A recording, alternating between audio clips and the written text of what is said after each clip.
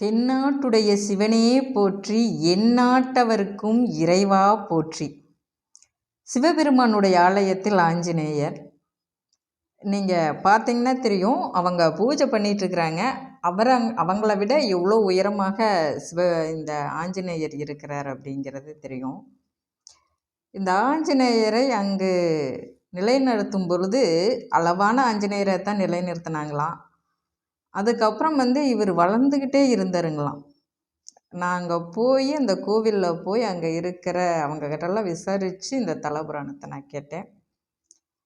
அதுக்காக அவங்க என்ன பண்ணியிருக்கிறாங்கன்னா, சில பூஜைகள் செய்து யாகங்கள் செய்து ஆஞ்சநேயருடைய சுண்டு விரல் நிகத்தை லேசாக பழுது பண்ணி விட்டாங்களாம். அதுக்கப்புறம்தான் இந்த ஆஞ்சநேயர் வளர்றதை நிறுத்திட்டாருங்களாமா. இப்படி நாங்கள் சொன்னாங்க.